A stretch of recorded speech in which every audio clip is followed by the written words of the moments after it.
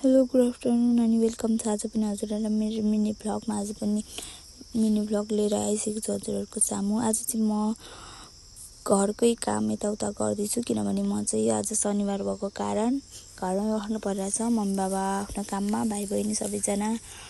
अनि जति जे गरे पनि म चाहिँ सुन्तला खानु चाहिँ छोड्दिनँ। हिजो पनि खाएर चिसो लागिरहेको थियो, त्यही पनि म छोडिनँ। आज पनि म कोदो काट्ने अनि त्यही पनि सुन्तला टिपी भएन कि मनले मानेन, टिपेर लगेर कोदोहरू सबै फिजाइवरी मम्मीले फिजाइसकेको थियो, त्यही पनि अलिअलि चलाइरहेको। अनि यताउता भिउ देखाउँदै म चाहिँ कोदो काट्न गएँ। अनि अर्को कुरा, कोदो काट्न जाँदा फोन कहाँ राख्ने भएर बिजोग जति राख्दा लडेकै झाराहरूले छेकेर केही नहुने। अनि हातमा पक्रिँदै यसरी हातले चुटाएँ, तर भरे चाहिँ बेलोले नै काटेँ। बेलो भन्नाले फेरि बुझ्दैन, बेलो चाहिँ हाम्रो भाषादेखि खुट्पालाई बेलो भन्छ, त्यही भएर बेलो भन्न आइहाल्छ। म चाहिँ आधी जति काटेर सुन्तलातिर गएँ। सुन्तलाले रस्टै मन तान्यो, त्यही भएर सुन्तलातिरै गएँ।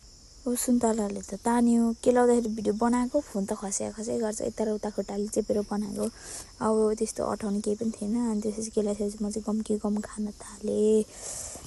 खाँदा के लाग्यो भने म चाहिँ यसो सुन्तलाको बोट देखाउँ लाग्यो है। तर हाम्रो चाहिँ होइन, अरूको देखाएको। हाम्रो चाहिँ अलि तल घरमै हो। त्यो पनि अब हेर्नै त यस्तो छ है, यो चाहिँ अरूकै यस्तो टुप्पामा फलिरहेछ, कसरी भेट्नु। म चाहिँ के सम्झेँ भने खाँदै अब चाहिँ यति नै भिडियो बनाउँछु, किनभने म पनि अब घरतिर लाग्नुपर्छ। त्यही भएर अब छिटो गरी नाच्न जानुपर्छ। नाच्न चाहिँ कहाँ जानु भन्दा साकेला सिक्दैछु। अब यही मङ्सिर 15देखि 19सम्म 9औं पाङमा कप हुँदैछ। तपाईँहरू पनि हेर्न आउनुहोला सबैजना। यही गैरी पाङमाको भगवन्त रङ्गशाला। आजलाई यति नै मेरो मिनी भ्लग पनि।